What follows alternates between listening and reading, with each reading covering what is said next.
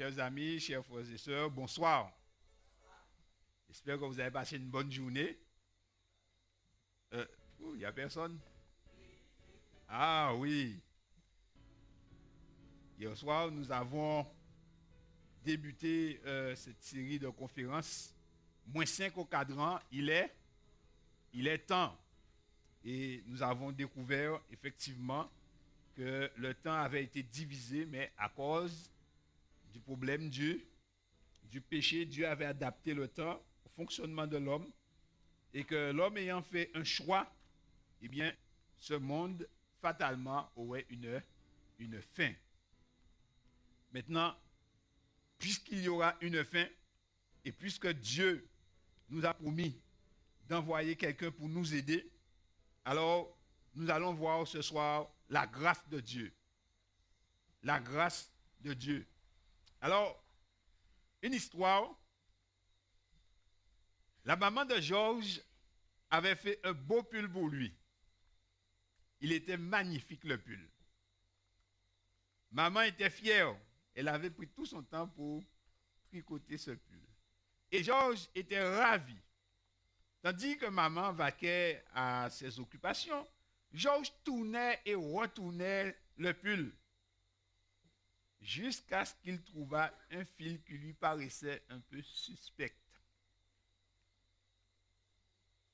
Il se mit à tirer dessus. Et le fil s'allongea. Georges, intrigué, tira encore. Et le fil devint un peu plus long. Alors Georges trouva cela intéressant. Et il se mit à tirer. C'était vraiment amusant de voir le fil qui s'allongeait sans fin. Georges tirait, jusqu'à ce qu'il n'y ait plus de fil à tirer. Ah, comme c'était rigolo de tirer sur le fil. Mais maintenant, Georges réalisait qu'il venait de détricoter le pull que sa maman lui avait fait avec tant d'amour. Et quand la maman arriva, elle constata les dégâts. Alors, elle n'était pas contente. Et effectivement, elle gronda Georges qui dit, maman, pardonne-moi, j'ai vu le fil et devant ses petits yeux pleins de sa détresse. Alors la maman lui a dit, eh bien, je te pardonne, mais il ne faut pas recommencer. Parce que maman avait fait 2 pulls. Elle avait donné un pull à Georges et elle avait gardé un pull en réserve. Alors Georges avait un autre pull. Mes amis, cette histoire nous fait un peu rire. Un tout petit geste de grandes conséquences. Un tout petit geste et c'est la catastrophe. La désobéissance d'Adam et Ève plongea l'humanité dans une condition effroyable. Ésaïe chapitre 1, versets 5 et 6 nous dresse le tableau de l'état de l'humanité aux yeux de Dieu.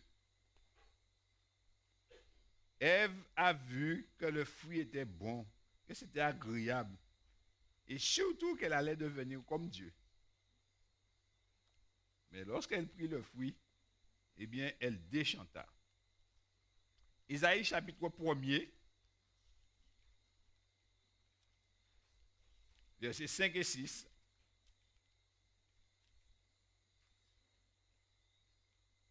Il est dit,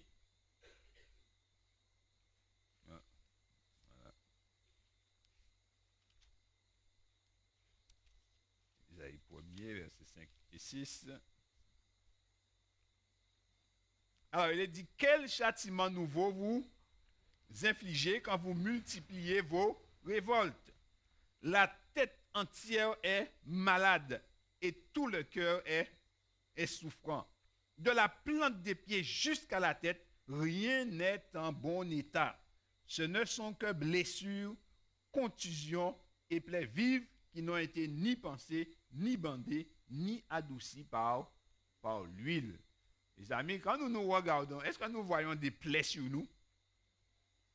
Est-ce que nous voyons que nous avons des plaies partout? Évidemment que non. Mais il s'agit ici de notre condition spirituelle. devant les yeux de Dieu, voici telle est notre condition. Bien que nous soyons beaux, que nous soyons belles, mais devant Dieu, la situation est dramatique. Pourquoi?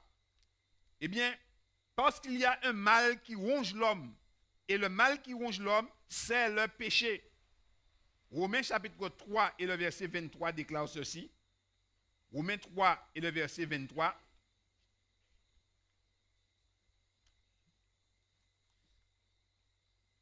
Il est dit,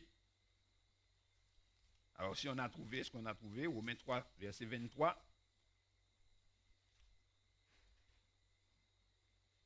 Car tous ont péché et sont privés de la gloire de Dieu. Sur la terre, tous les hommes sont des pécheurs. Et tous sont privés de la gloire de Dieu. D'ailleurs, le mot péché vient d'un mot qui signifie manquer le but. On manque le but pour lequel on a été créé. L'homme a été créé pour refléter la gloire de Dieu. Mais le péché, lorsqu'il pêche, il manque le but. Il ne glorifie pas Dieu. De sorte que, depuis notre naissance, depuis le bébé, nous manquons le but. Maintenant, on va dire, les enfants sont innocents. Disons que les enfants n'ont pas encore péché, mais c'est comme n'importe quelle plante que vous prenez, une semence. Vous prenez le pépin d'une orange ou du raisin, mais c'est un oranger en puissance que vous avez là. Comme vous ne l'avez pas encore mis en terre, il ne s'est pas encore développé pour donner des feuilles, des fleurs et des fruits. Mais l'oranger est là, les oranges sont dedans. Déposez-le en terre. Et immédiatement, il commence à se développer. Et si rien ne vient arrêter sa course, vous allez manger des oranges. De même que l'enfant étant tout petit, mais le péché est déjà en lui. Et laissez-le grandir. Et il portera les fruits que tous les hommes ont portés. Et nous verrons que c'était un pécheur. Donc, tous ont péché et sont privés de la gloire de Dieu. Tous ont péché et aucun ne peut vivre en la présence de Dieu de par lui-même. Nous voulons, mais nous ne pouvons pas. Et le péché nous conduit à la mort. Romains 6 et le verset 23 déclare, le salaire du péché, c'est la mort. Le salaire du péché, c'est la mort. Le péché est la désobéissance de l'homme au commandement de Dieu. Si le péché est entré dans le monde, il n'a pas surpris Dieu qui avait préparé un plan pour sauver l'homme. Au lieu de détruire l'homme comme l'attendait le tentateur, Dieu va manifester un attribut jusqu'alors inconnu des anges et des hommes. Lorsque Satan vint et qu'il tenta Adam et Ève dans le jardin, eh bien, Satan pensait avoir piégé Dieu. Parce que Dieu avait dit, le jour où tu en mangeras, tu mourras. Et la parole de Dieu, lorsqu'elle est prononcée, elle s'accomplit. Et alors, pensant que Dieu allait détruire Adam et Ève, il attendait. Mais Dieu ne vint pas pour détruire. Et Dieu vint annoncer quelque chose qui a dépassé les anges et les hommes. Ainsi, au lieu de détruire l'homme, comme l'attendait le tentateur, Dieu manifestait un attribut jusqu'alors inconnu aux anges et aux hommes. Dieu manifesta la grâce. Dieu manifesta la grâce.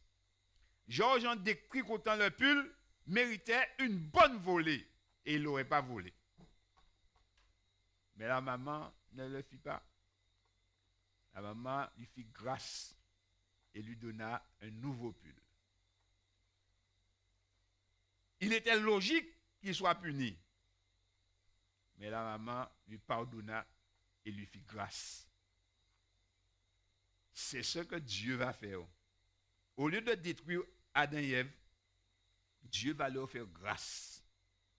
Et Dieu ne va pas les détruire. Qu'est-ce que la grâce? La grâce, c'est une faveur imméritée. Quelque chose qu'on ne mérite pas. Lorsqu'on nous fait grâce, eh bien, on est coupable. On mérite le châtiment. Mais alors, on nous dit, on te laisse aller. On te libère. Tu n'es pas innocent.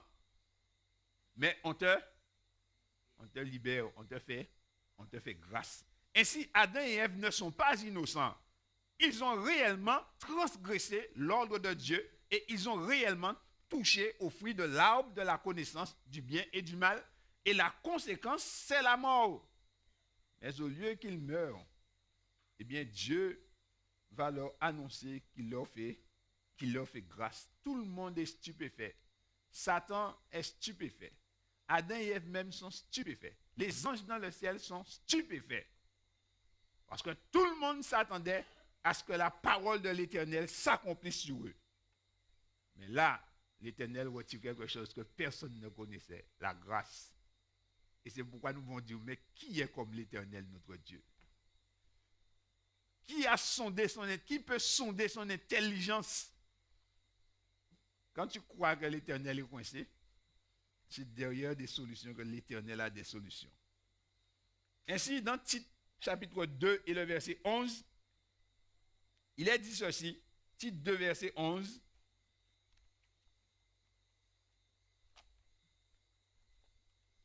Tite 2, verset 11. Il dit, la grâce de Dieu, source de salut pour tous les hommes, a été manifestée. La grâce de Dieu, source de salut, pas pour Adam et Ève seulement, mais pour tous les hommes, a été manifestée. Donc Dieu a montré sa grâce. Et cette grâce, c'est une source de salut pour que tous les hommes soient sauvés. Alors quand cette grâce a-t-elle débuté? Dans le livre de 1 Pierre 1 et le verset 20, nous voyons que lorsque Satan pensait que Dieu avait été surpris par ses manigances, eh bien, il y a longtemps que Dieu s'était préparé à toute éventualité. 1 Pierre 1, verset 20.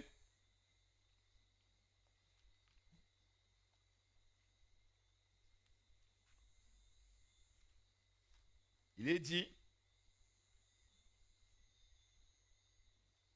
je vais chercher dans ma Bible, 1 Pierre 1 et le verset 20. Alors, Dieu dit que la grâce était prédestinée avant la fondation du monde et manifestée quand? À la fin des temps, à cause de vous. Les amis, nous pensons qu'il reste tellement de temps sur la terre, mais il est dit la grâce est manifestée à la fin des temps à cause de qui? À cause de vous et moi, à cause de nous. Et Dieu a fait cela dès avant la fondation du monde. Avant que Dieu ne crée cette terre-là, Dieu avait déjà préparé son plan de grâce. En bon gérant, Dieu avait préparé un plan avant même que le monde ne soit là. Les amis, si on ne peut pas comprendre que Dieu nous aime, qu'est-ce que Dieu peut faire de plus? Parce que Dieu a prévu cela. En disant au commencement, il y avait des deux possibilités, mais Dieu s'est préparé à toute éventualité. Et quand Adam et Ève ont péché, eh bien, Dieu, il a dit, eh bien, la grâce va entrer en action. Et c'est pourquoi, dans Genèse 3 et le verset 15, il commence par annoncer cette bonne nouvelle à Adam et Ève. Et l'évangile démarre là. Genèse 3, verset 15. Je mettrai inimitié entre toi et la femme, entre ta postérité et sa postérité. Celle-ci t'écrasera la tête et tu lui blesseras le talon. Cette postérité-là, c'est Jésus. Et alors, il dit, je mettrai une inimitié. Et là, Dieu annonce à Adam et Ève que quelqu'un viendra et il gagnera le serpent, il lui écrasera la tête et il proclamera la liberté de tous les captifs. Ainsi, l'évangile, la bonne nouvelle du salut est annoncée ici. La grâce de Dieu. Au lieu de les détruire, eh bien Dieu dit non, je ne vais pas vous détruire. Mais quelqu'un viendra, il détruira celui qui vous a introduit, qui vous a poussé à pécher, mais ça va lui coûter cher parce que lui aussi il sera blessé. Et alors, lorsque le temps est arrivé, la promesse de Dieu s'est réalisée. Dans Galates chapitre 4 et le verset 4, Galates 4 et le verset 4, Galates chapitre 4 et le verset 4, voici ce que l'apôtre Paul écrit concernant cette grâce. Alors, il dit, mais lorsque les temps ont été accomplis, Dieu a envoyé son fils, né d'une femme, né sous la loi. Il dit, lorsque les temps ont été accomplis, Dieu a envoyé son fils. Dieu avait dit qu'il enverrait quelqu'un. Et le temps a passé. Pratiquement 4000 ans ont passé et Dieu a réalisé sa promesse. Lorsque Dieu dit quelque chose, eh bien lorsque le temps arrive pour que la parole s'accomplisse, eh bien la parole s'accomplit. Le peuple d'Israël avait été déporté en Babylone, du côté de l'Irak, et Dieu avait dit, ils vont rester là-bas 70 ans. Lorsque les 70 ans sont arrivés, les Mèdes et les Perses ont attaqué la ville de Babylone. Ils ont renversé Babylone et Cyrus, le roi de Perse, a proclamé un édit qui libérait le peuple juif et qui leur disait qu'ils pouvaient rentrer chez eux. Après 70 ans, Dieu avait dit à Abraham, pendant 400 ans, tes descendants seront esclaves en Égypte. Lorsque le temps est arrivé, Dieu a suscité Moïse et le peuple est sorti d'Égypte, selon la parole de Dieu. Quand Dieu donne un temps, lorsque le temps arrive, la parole s'accomplit. Et tout ce que l'on peut faire pour empêcher la parole de s'accomplir, c'est justement ce qui va faire que la parole s'accomplit. Tu ne veux pas lutter contre le Tout-Puissant. Il est Dieu, il prononce la parole, et quand le temps arrive, lorsque le temps est arrivé, Jésus-Christ est arrivé. Il est arrivé et nous connaissons les circonstances de sa naissance.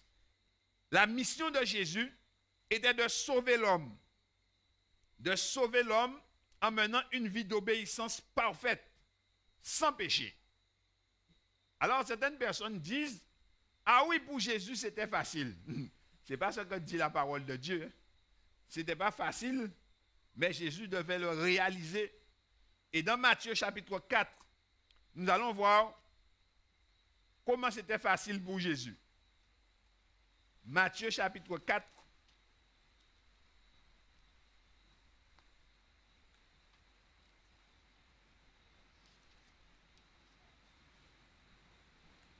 Il est dit à partir du verset 1er, alors Jésus fut emmené par l'Esprit dans le désert pour être tenté par le diable.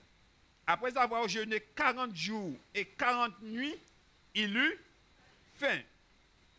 Le tentateur s'étant approché lui dit, si tu es fils de Dieu, ordonne que ces pierres deviennent des pains. Remarquez, chers amis, chers frères et sœurs, que le tentateur ne s'approche pas le premier jour. Il ne s'approche pas le deuxième jour, parce que Jésus est en forme. Il ne s'approche pas lorsque Jésus a 10 jours, mais il s'approche lorsque Jésus a déjà eu 40 jours de jeûne. À ce moment-là, Jésus est faible, et Jésus commence à avoir faim. Et il est dit, il eut faim. Donc, il s'approche à un moment stratégique. Il est faible physiquement, et il a faim.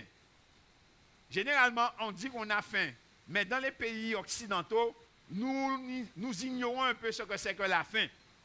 Notre ventre nous fait un peu mal, notre estomac gargouille, mais nous n'avons pas encore réellement faim. Lorsque l'on a réellement faim, chers amis, eh bien, on dit qu'on est capable de manger n'importe quoi. Lorsqu'on a faim, à un moment donné, le ventre devient gros. Parce qu'à ce moment-là, eh bien, malheur à celui qui est devant. Et c'est pourquoi, lorsque les Israélites lorsqu'il y avait la guerre et que les gens avaient réellement faim, et nous trouvons ça dans les pages de la Bible, les gens faisaient cuire leurs enfants. Ils mangeaient les enfants. Les mères faisaient cuire leurs propres enfants. Et chacun devenait une proie. Donc, dès que tu dormais un peu trop fort, le lendemain, tu es dans le canari. C'est ça la fin. À ce moment-là, le tentateur s'approche de Jésus. À ce moment crucial. Et qu'est-ce qu'il lui dit? Si tu es fils de Dieu, ordonne que ces pierres deviennent des pains. Et Jésus peut faire que ces pierres deviennent des pains. Nous les hommes, nous avons de l'orgueil. Lorsqu'on nous dit, souffle fort, fais ça. La première réaction que nous avons, c'est de courir et de faire la chose. Vrai ou faux? Mais il ne faut pas que Jésus fasse ça. Parce que Jésus doit nous donner un exemple. Et si lui fait ça, nous ne pourrons pas le faire. Nous ne pourrons pas le faire. Alors qu'est-ce qu'il fait? Jésus s'appuie sur la parole de Dieu et il dit, l'homme ne vivra pas de pain seulement, mais de toute parole qui sort de la bouche de Dieu. Adam et Ève étaient tombés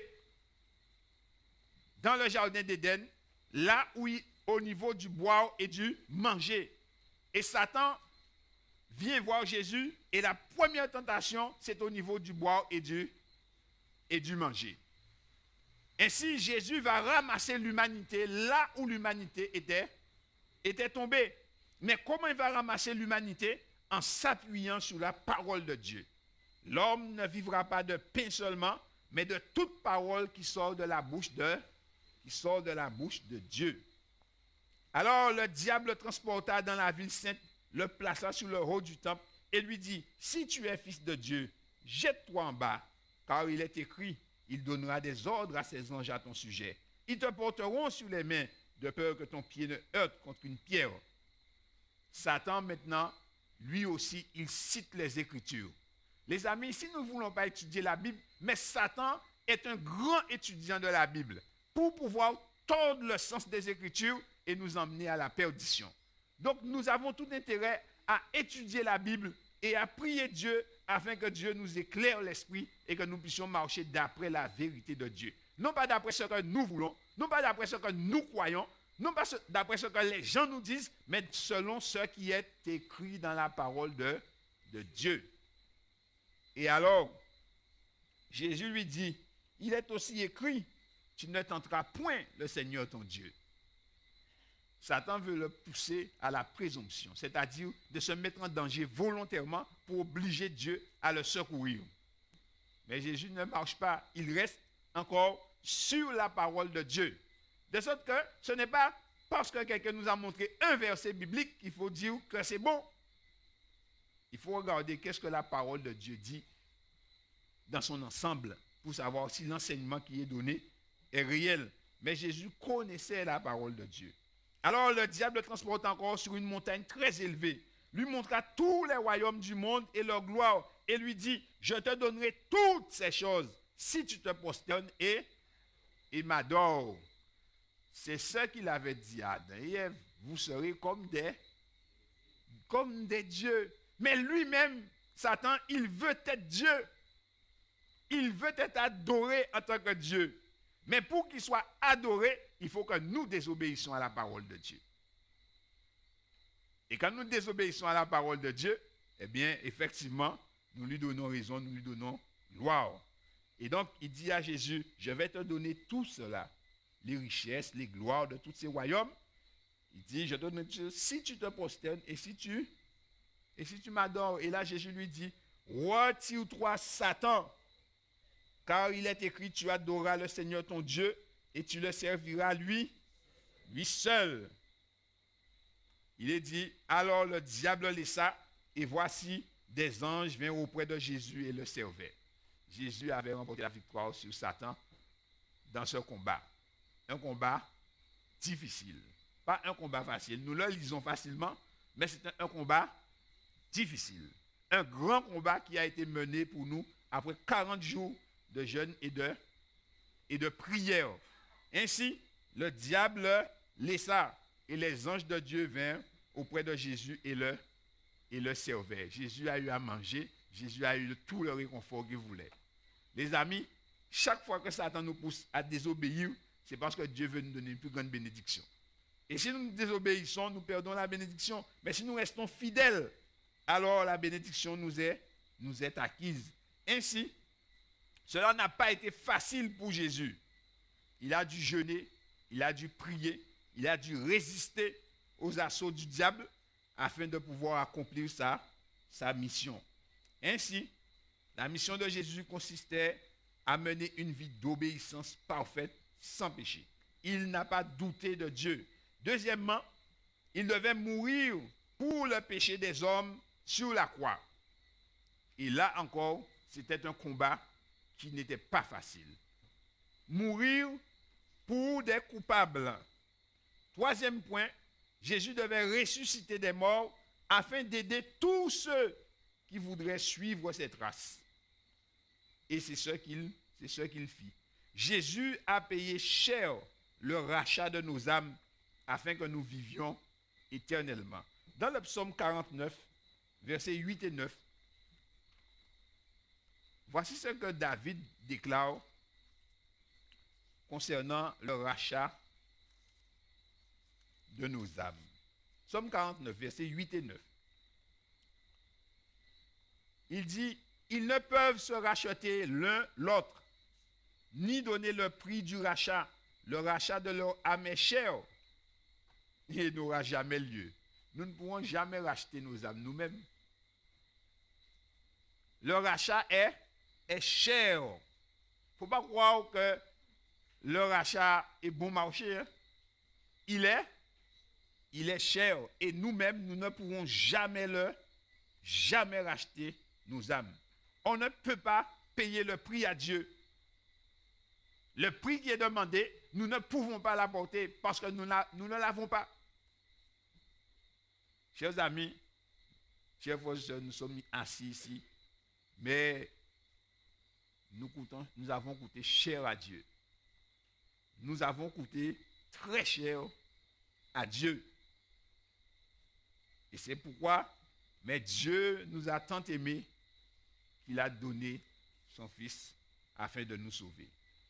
Nous ne pouvons être sauvés que par la grâce de Dieu manifestée en Jésus-Christ. La seule porte de sortie qu'il y a, c'est la grâce de Dieu. La faveur imméritée que Dieu nous a faite. Pour que cette grâce ait de l'effet pour nous, nous devons accepter le don qui nous est proposé. Pour que la grâce prenne effet, nous devons accepter le don. Parce qu'il est dit que c'est un don que Dieu nous fait. Chaque individu a un temps de probation. Chaque individu a un temps de probation.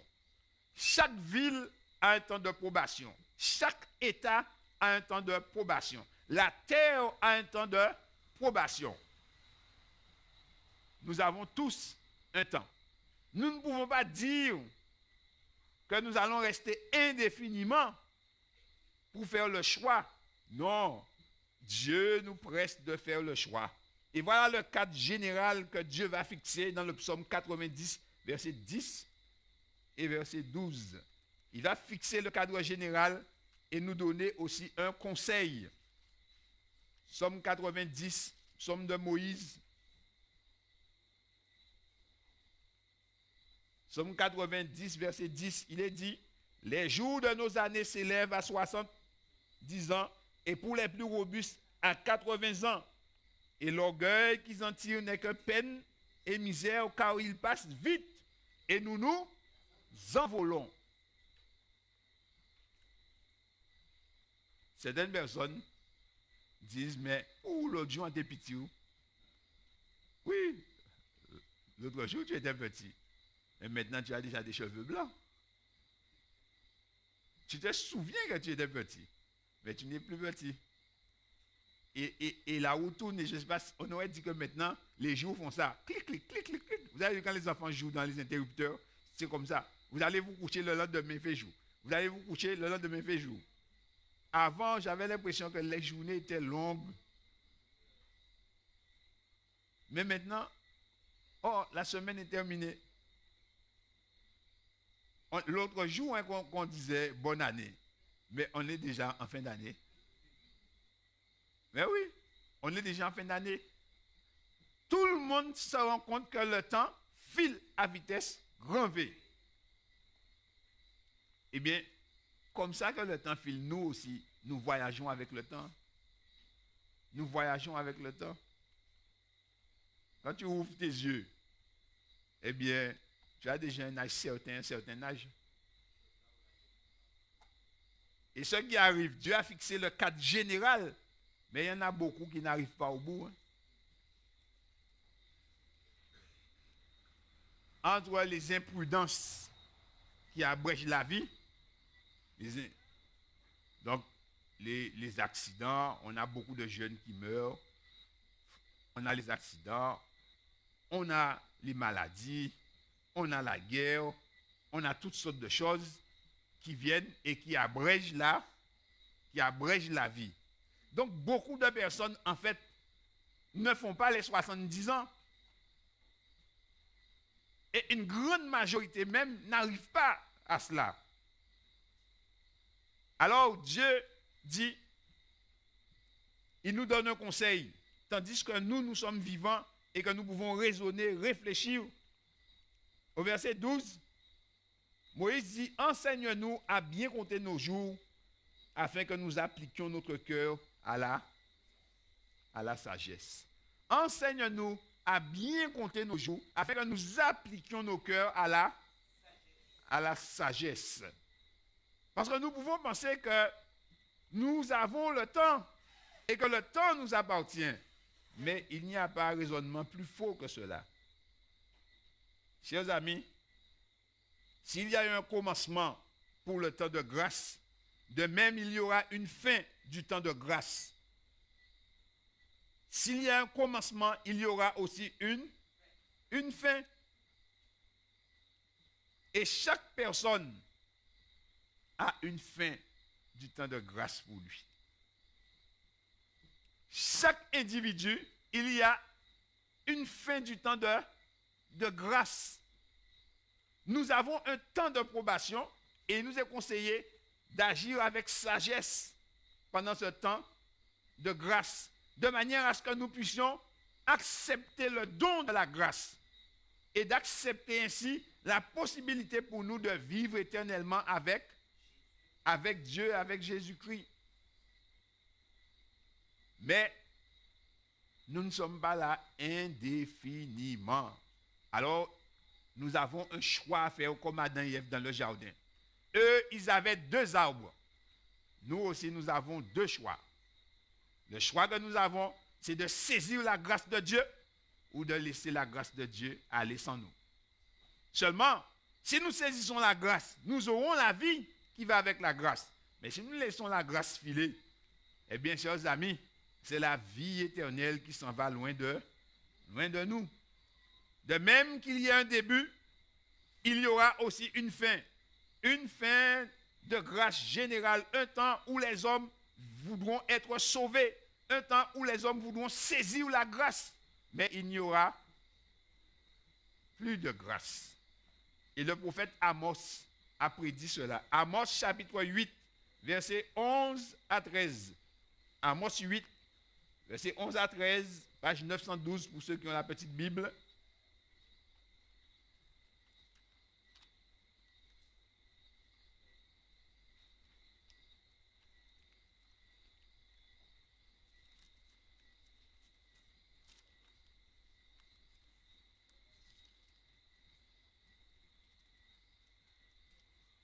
Amos 8, versets 11 à 13,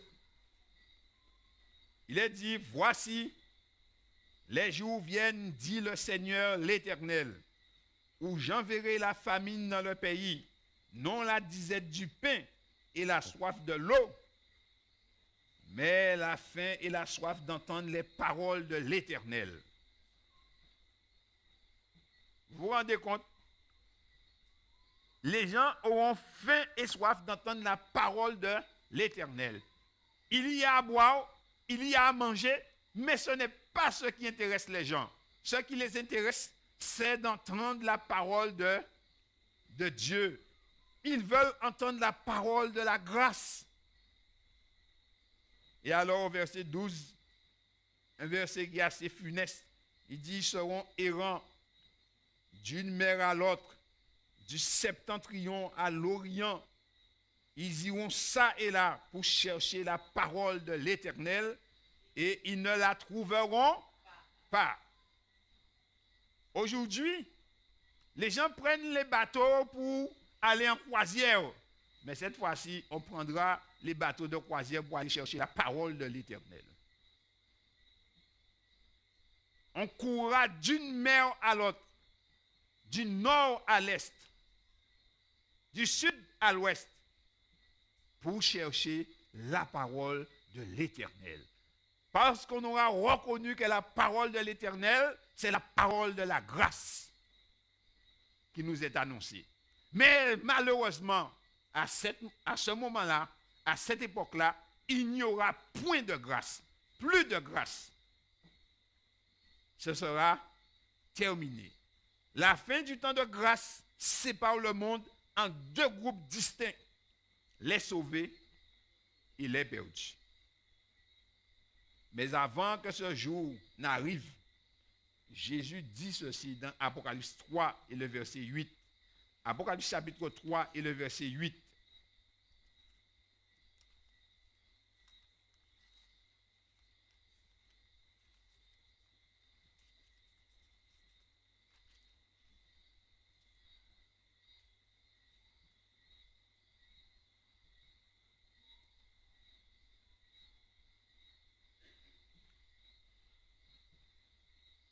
Il dit, ce qui intéresse, il dit, j'ai mis devant toi une porte ouverte que personne ne peut fermer. Jésus met devant nous une porte ouverte. Une porte ouverte, c'est l'espérance. Si vous arrivez que la porte est fermée, vous êtes bloqué. Mais lorsque la porte est ouverte, vous pouvez entrer et voir ce qui est à l'intérieur, bénéficier de tout ce qu'il y a à l'intérieur. J'ai mis devant toi une porte ouverte que personne ne peut fermer. Mais quelle est cette porte qui est devant nous et que personne ne peut fermer? Jean chapitre 10 et le verset 9. Jean chapitre 10 et le verset 9.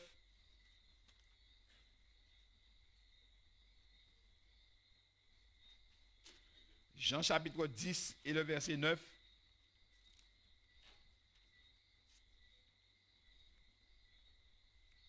Jésus dit ceci, je suis la porte. Jésus dit, moi-même, je suis la porte. Si quelqu'un entre par moi, il sera sauvé.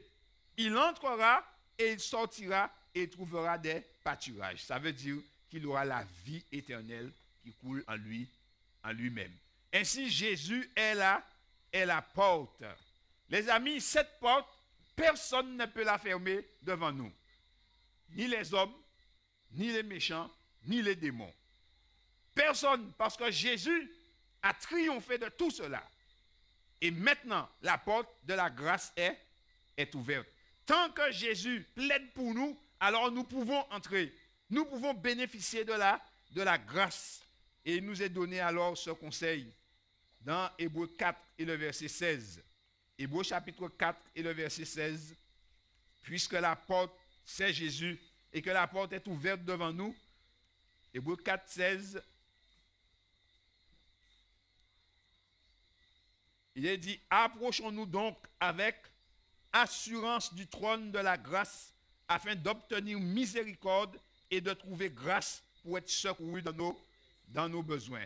Ainsi, nous devons nous approcher. Mais comment nous approcher? Avec assurance. Assurance du trône de la grâce. Le trône de Dieu est devenu un trône de grâce. Dieu n'est plus le Dieu qui nous surveille pour nous taper dessus. Non, c'est le Dieu qui nous accueille. C'est le Dieu qui nous cherche. Dans toutes les religions du monde, chers amis, ce sont les dévots qui cherchent qui cherche le Dieu et qui essaie de l'apaiser. Mais dans la religion chrétienne, c'est dans la seule religion qu'on trouve ça, c'est Dieu qui nous cherche et c'est lui qui se donne pour nous. Ainsi, nous n'avons pas besoin de faire des choses pour apaiser Dieu, parce que Dieu nous aime lui-même. Et c'est ce que Jésus a dit. Le Père lui-même vous aime. Ce qui a poussé Dieu à donner son Fils, c'est son amour. Ce qui pousse Jésus à être la porte pour nous, c'est l'amour. Parce que Jésus, eh bien, figurez-vous que les anges l'adoraient, que les anges se prosternaient devant lui. Mais Jésus a laissé tout cela et il est descendu ici-bas afin de nous offrir la possibilité d'avoir la vie éternelle. Ainsi, la grâce de Dieu, source de salut, a été manifestée, mais nous sommes appelés à nous approcher. Nous sommes appelés à venir avec assurance pour trouver grâce. Et comment cette grâce va prendre effet dans notre vie? Eh bien, lorsque nous nous approchons de la porte, et c'est là que Dieu est extraordinaire, eh bien, il faut que la porte, lorsque nous approchons de la porte, il faut que nous ouvrions notre porte pour que la grâce puisse entrer. Apocalypse 3 et le verset 20. Apocalypse 3 et le verset 20.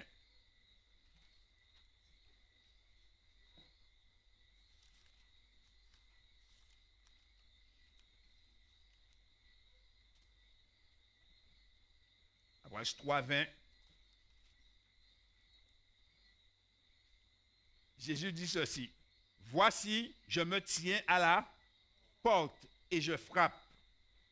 Si quelqu'un entend ma voix et ouvre la porte, j'entrerai chez lui, je souperai avec lui et lui avec moi. Les amis, celui qui est la porte de la grâce, il veut rentrer dans notre porte. Mais pour qu'il puisse rentrer, il faut que nous ouvrions la porte pour que la grâce puisse pénétrer. Vous voyez, la décision, c'est encore nous qui ouvrons. La véritable porte demande à ce que nous ouvrions notre porte pour que la grâce puisse pénétrer dans la maison. Et lorsque la grâce va pénétrer dans la maison, elle va irradier la maison. Et la grâce, l'action de la grâce se verra de l'extérieur maintenant. Mais il faut qu'il rentre à l'intérieur. Et c'est pourquoi Jésus, il est toujours au dehors et il frappe et dit, est-ce que vous me permettez d'entrer? Est-ce que vous voulez que je rentre et que j'emmène la grâce avec moi? Les amis, on raconte l'histoire d'un homme, d'un vieux sage qui était dans un village et qui avait réponse à tout et que les jeunes venaient voir. Mais chaque fois, les jeunes lui posaient une intrigue. Le vieux sage, il arrivait toujours à démonter l'intrigue.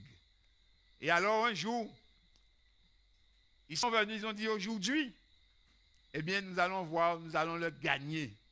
Et ils ont monté une cabale, ils ont capturé un petit oiseau. Ils sont venus près du sage et ils lui ont dit, dis-nous sage, l'oiseau est-il vivant ou est-il mort? Et c'était déjà convenu entre eux que si jamais il dit que l'oiseau est vivant, ils vont l'étouffer. Et s'il dit qu'il est mort, ils vont le relâcher. Et le sage les a regardés, il a promené ses regards sur leur visage, et sentant la cabale, il a regardé celui qui avait l'oiseau dans la main et lui a dit, la décision est entre tes mains. La décision est entre tes mains. C'est toi qui vas décider s'il est vivant ou s'il est mort. De même, la décision d'accepter ou de refuser la grâce, c'est à nous de la prendre. Personne ne peut la prendre pour nous. Jésus même a accompli la grâce, mais il ne décide pas de nous obliger à accepter la grâce. Parce qu'une grâce obligée n'est pas une grâce. Nous allons être malades avec cette grâce. Mais si nous acceptons la grâce de bon cœur, alors la grâce va changer notre vie. Parce que c'est ce que Jésus est venu faire pour chacun de nous. Ce soir, l'opportunité nous est accordée de laisser la grâce rentrer. Qui sont ceux qui voudraient que la grâce pénètre dans leur porte et qui veulent ouvrir la porte à Jésus? Amen. Que le Seigneur soit béni. Demain soir, nous allons voir un sujet important, un très beau sujet. Il est temps de s'habiller. il est temps de s'habiller. Après la grâce que Jésus nous a apportée, eh bien, il est temps que nous puissions nous habiller. Que le Seigneur donc nous bénisse et qu'il nous aide et que nous puissions réfléchir à cela et avec prière, que nous puissions ouvrir la porte à Jésus et qu'ainsi il demeure dans notre maison et que la grâce de Dieu soit sur nous. Amen.